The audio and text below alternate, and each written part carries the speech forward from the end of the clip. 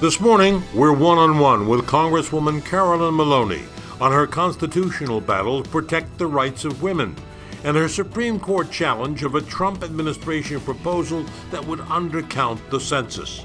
Plus, the crisis in Central America. Why are so many people fleeing by the thousands and seeking asylum in the U.S.? Pix 11 News has a team on the ground to report on those trapped in the triangle.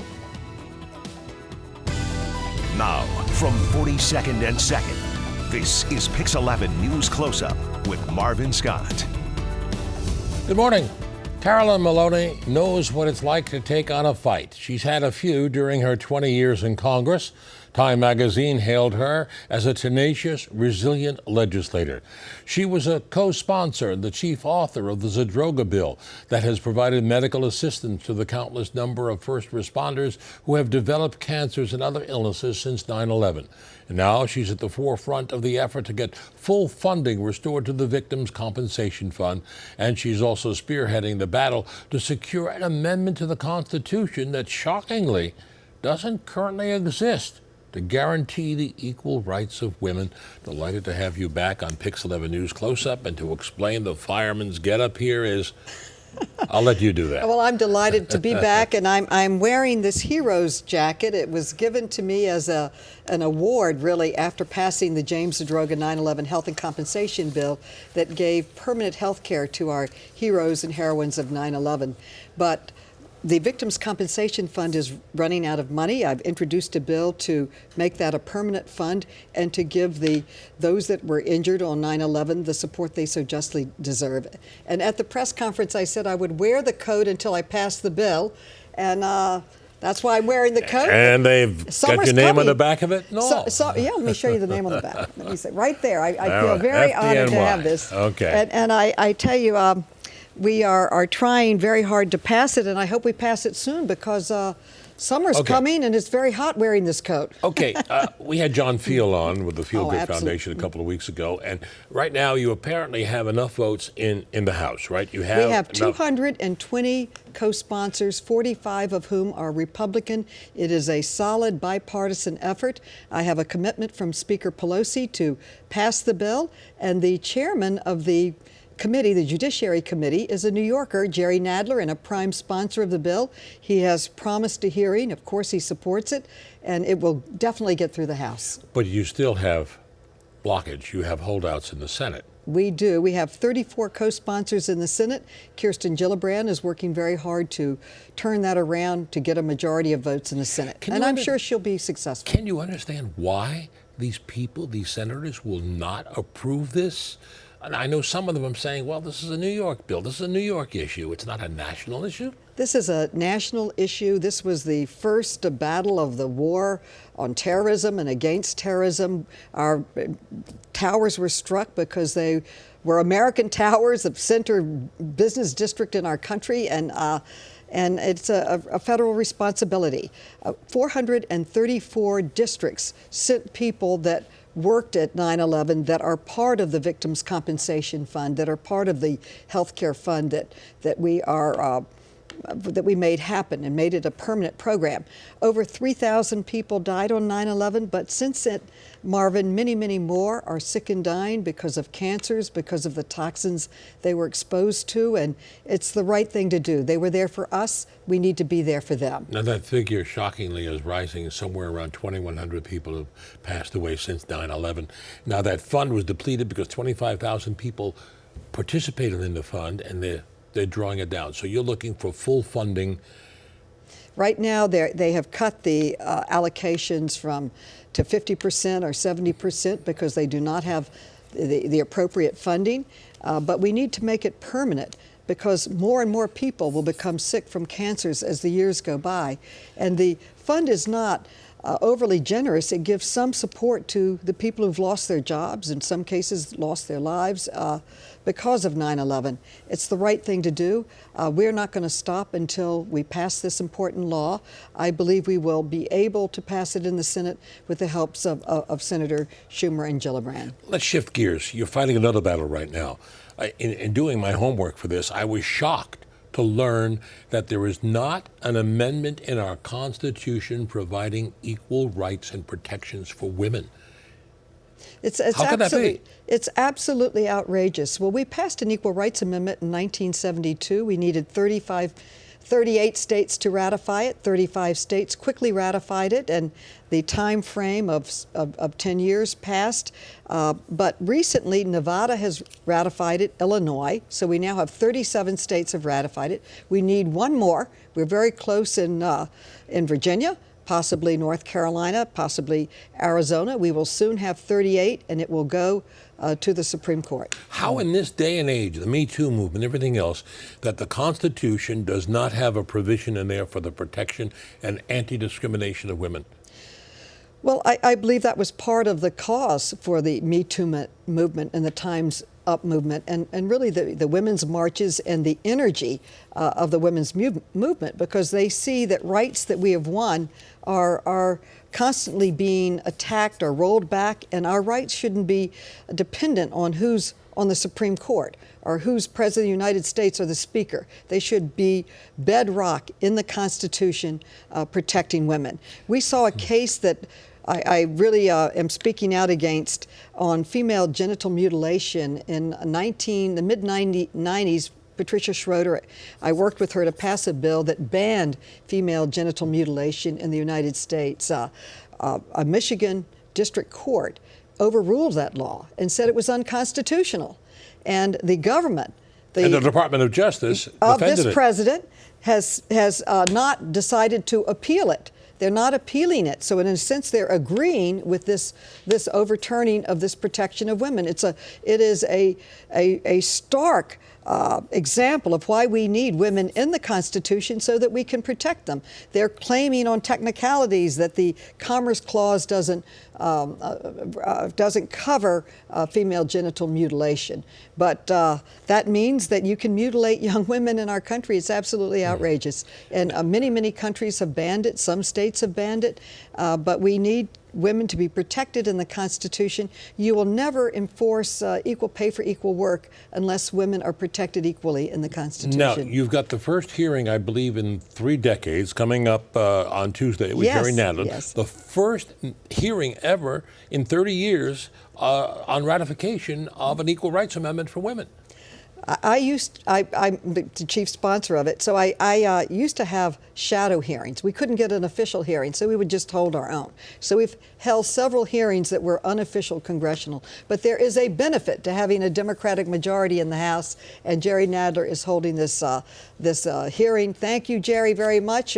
We expect to vote the bill out of committee, pass it, and move forward with removing the time limit so ratification can take place. Okay, we're going to take a break. When we come back, I want to talk to you about other issues, about census counting. Also, going to talk about politics. Joe Biden in the race now, along with 18, 19, 20 others. What's it going to be like? We'll be back with Carolyn Maloney right after these messages. Stay with us.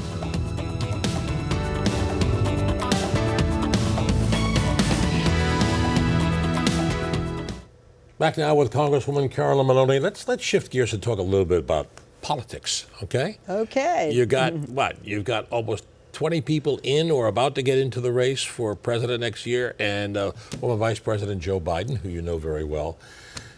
Is he the answer for the Democrats to defeat Well, Trump? the answer comes from the people. There'll be a spirited debate. There'll be many debates and campaigns, and we'll see what comes out of the primary process. It's ultimately the people's vote. So we'll see what happens. But how do you think voters will receive Joe Biden? He's kind of a centrist in a day where the party has moved so far to the left. You have the progressives, a lot of younger people. Well, he has a great deal of experience. He's been probably the best vice president in my lifetime. He worked very closely with President Barack Obama, particularly with Congress. He held that pillar up during the administration, and he's very well liked. He's very good on the issues that we care about for New York, the values that we care about. But we have to see the other candidates too. They're very intelligent and accomplished. We have a full range, and and let the process play out. We have a process, we're going into it, but it is ultimately a decision of the voters. Of course it is. But do you believe that Donald Trump is defeatable? Do you think he Absolutely, absolutely. Where do you think he's most vulnerable? I believe the Democratic nominee will defeat him. I think that his disregard for government, basically. He's the President of the United States, yet he's constantly attacking the intelligence organization of our country, attacking the Congress. Right now, we're in a fight over just being able to practice our constitutional obligation as a Congress to do oversight. We are subpoenaing documents, and he is refusing to cooperate. We have asked for many documents from the White House, none of which have been given to the Government Reform and Oversight Committee. You've asked for 10 years of his tax returns. And he is suing to say that we can't even ask for them. So that's going to court. Ultimately, I believe the fight over being able to conduct oversight, which is legitimate, to see whether or not our conflicts of interest laws are working, what is happening in oversight in this area. They are trying to stop everything. They are now refusing to send any of the representatives to hearings. We have subpoenaed his documents from his CPA, the Mazer business. I believe they will hand them over, but they are trying to stop them from handing them over. They're trying to stop Congress from asking for them. I believe this fight over the ability of Congress to conduct legitimate oversight will ultimately end up before the Supreme Court. And you're also asking for an unredacted copy of the Mueller report. Absolutely. We will definitely get a copy of that. Every single member of Congress has a security clearance, and we are entitled to see that information. We have asked repeatedly for an unredacted copy. I believe we will be successful in securing one. Are you satisfied with the findings of the Mueller report? Well, the Mueller report was very, very narrow. They were only allowed to look in one area, and that was the influence of Russia in our election process. But they showed other areas where there could be crimes, such as obstruction of justice, such as the emoluments clause, such as conflict of interest and in your business dealings, such as abuses and conflicts of interest. And many of these areas are now being investigated in 7 different congressional committees and in district courts around the country. Those other areas where Mueller pointed to areas that may be a crime, they are now being investigated. We need to look at the facts and know what we are working from and go forward from there. How far will you go? Will this go to the Supreme Court to demand the unredacted copy of the Mueller report? What are your options? It may end up at the Supreme Court. If we don't get it, we will continue fighting. We will continue fighting to get it. Congress will not give up in getting an unredacted report. To me, I find it so really astonishing because I even thought it was the law that you had to hand over your tax returns because everyone did it. Mm-hmm. Now we have a president who says, no, I don't want to do it. We have a bill in to change that to make it the law of the United States, along with many other reforms, H.R. 1, the first bill that we passed. But he is fighting on everything. He's really fighting the ability of Congress to conduct oversight. He's saying every document we have requested on the committee has been, they've said, no, we're not going to give it to you. And every witness we've requested, they've said no. There's a growing movement among Democrats to institute impeachment proceedings. Would you support that? We have to look at the facts. You can't say, what is the impeachment law that's been what is the basis for impeachment? That's why we have the committees now conducting oversight. You have to remember, no oversight was conducted for 2 years because the Republicans were in charge of everything. They didn't do any oversight. Now we've started doing oversight. Mueller has many allegations of criminal activity, but it has to be proven. That's why we want the documents and the witnesses and the information and the facts to move forward. Now, the president, he cries foul on all this. He says, all this is a distraction. I have to ask, because we hear so much about this, the Mueller report, about tax returns, about improprieties. What impact is this having on this particular Congress getting legislation through? People criticize it, say it's a dysfunctional Congress. He is the distraction. We have passed more good things for people. We're going to pass the Victims' Compensation Fund. We're going to pass removing the timeline so we can go forward and ratify the Equal Rights Amendment. We couldn't even get a hearing in the former Congress. And we've already passed H.R. 1, which is a large government reform bill for voting rights, for all kinds of and also taking him out of the census count. And we've gone to the Supreme Court on the census count. That was a huge bill. We've also passed the Violence Against Women. We're going to reauthorize another one of my bills, the Debbie Smith bill, that gives money and support to process DNA kits in cases of rape, which can be used to exonerate and convict. We passed the Paycheck Fairness, equal pay for equal work for women, the net neutrality. That's very, very important bill. We are working on all kinds of bills on climate change and the way to preserve our environment. We're passing many, many bills, believe me, that are important to people. They are going to the Senate, which has a Republican majority. We need to get them through the Senate, including the Victims' Compensation Fund for our first responders. Congresswoman Carolyn Maloney. We have a lot of work to do. Continuing the fight. We have a lot of work to do. Thank the you so fight much. continues. Thank Good you. luck, and thanks for joining us. It's such a New York show. I love being on it. Thank you. Thank you for being here. And we're going to take a break. We come back and talk about the crisis in Central America. We'll be right back.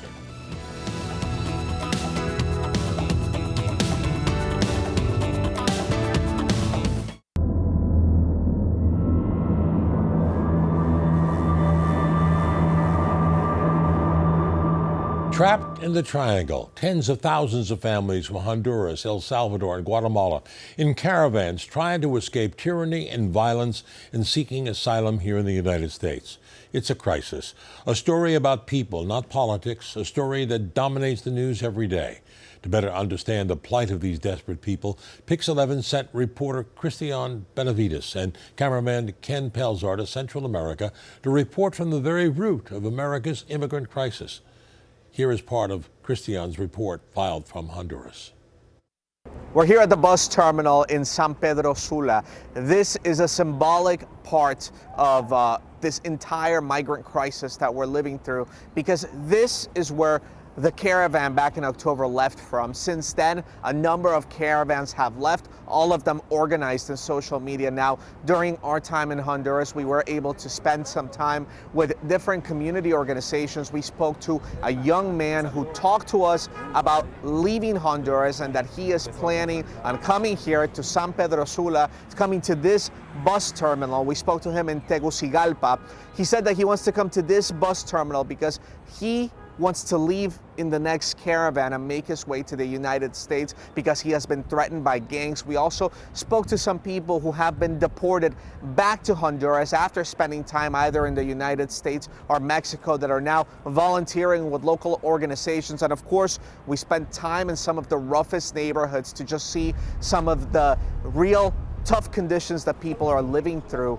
Many of the community members are not part of gangs, but they live in areas controlled by gangs. There are many abandoned homes because families just leave everything behind from one day to the next, precisely because gang members have taken over their neighborhoods. Gang members then take over those homes, and once they take over the homes, they take over that entire area, so it's entirely unsafe for anyone who lives in that area. So we've gone to the roughest neighborhoods here in Honduras. We have now visited the bus terminal that, again, is very symbolic of what is happening here in the migrant crisis, because here is where the caravans start. Now, Cristian is embedded with Catholic Charities of the Archdiocese of New York on a fact-finding mission to the Northern Triangle. And Anthony Enriquez is an attorney and director of the Unaccompanied Minors Program at Catholic Charities in New York. He deals with those seeking protection from abuse, abandonment, and other violence in their countries. You know, Cristian gave us an overview, and he'll have in-depth reports all next week on Pix 11 News. But let me ask you about this situation. He gave us an overview. But the origin of this, didn't happen overnight. How did this crisis begin? No, it didn't happen overnight. This is a long-standing political crisis that has deep roots in America's historical involvement in the region, including in destabilization of countries for political purposes, including in support of large multinational companies that have gone into certain areas to take them over for cultivation of crops that are then sent to American markets, and including America's own demand for drugs that are coming from the region as well. But some of this goes back to 1954, a U.S.-led coup in Guatemala. That's exactly right. And there have been other U.S.-involved coups in the region since then as well. And as I said, these are deep political roots that we have that have destabilized a lot of the security and the peacekeeping factions in these governments. Let's talk about these gangs. They're not just gangs. These are paramilitary groups that come in, they're extorting, they kidnap. Talk to us about that. It's really true, and I think that it's a confusing issue for many in the American public because we hear gangs and we think of something, you know, it's on a city street, it's really a teenager, but this is really more closely akin to terrorist groups who are heavily armed and are operating as small de facto governments in certain areas. Now, why is the government in these three countries, why are they powerless to do anything? Well, in many cases, the government is actually embedded within some of these terrorist organizations. So they have direct lines through bribery or through other corrupt means. In other places, they simply don't have the infrastructure to suppress these violent organizations. Now these guys, they charge taxes and they bribes under threat of death. They as I've been reading, they kidnap kids on the way to school and try to recruit them into their paramilitary organizations. That's exactly right. It's almost as if a small rebel state has opened up in these regions and is now exercising its own sovereignty. Really something similar to what we hear happening in the Middle East. Well, 95%, I see the figure, 95% of murders in that region are unsolved or even more shockingly, not prosecuted. It's true, and you know, these regions are consistently among the most violent countries in the world. The cities have the highest violent death rates outside of active war zones in the world, and so we're really dealing with, as you say, a crisis. Now, how should we deal with it? I mean, there's talk about cutting off aid, that Guatemala, El Salvador, Honduras, they should stem the flow of these refugees, these caravans, these videos we see all the time of them cramming towards the border, clutching their children, and it's heartbreaking to see all of this. How should we respond? Well, we really have to deal with two types of response. One is our legal obligations. We have laws in the American government that say when someone's seeking asylum, they have a right to come to this country, seek asylum, be heard by a judge. So we need to honor the laws we have on our books. So, honor the laws, but how would you react to the way our administration is currently reacting? Well, it doesn't seem like a reasonable way to stem a flow. If we think there's an ongoing security crisis in a situation, the answer doesn't seem to be take away the capability of these governments to help police these regions. It seems to be instead provide support in order to make sure that they can strengthen security in the region. Now, what is it you do in your role? How are you helping? Well, as the director of the Unaccompanied Minors Program at Catholic Charities, I oversee a team of lawyers who work with thousands of immigrant youth per year who are seeking refuge from these violent regions. Now, who comes to you? Do you go down there and reach out to them, or are they reaching out to you here? We actually work with young people who are currently in the custody of the federal government as an unaccompanied minor, which is a young person who lacks the care of a parent or guardian here in the United States. There's no easy solution to this, is there? There's no easy solution, but there are a system of laws that we have to honor. The rule of law still functions in this country, and that's what our work is about. Anthony Enriquez, thank you so much for joining us. Thank you. And let me just point this out, that you can see Cristian Benavides' in-depth reports next week on Pix 11 News. You can also follow him on social media at CBenavides TV. And that'll do it for our broadcast this week. If you have any comments or wish to see this broadcast again, log on to our website at pix11.com/newscloseup. I'm Marvin Scott. Thanks so much for joining us. Enjoy the rest of your weekend, everyone.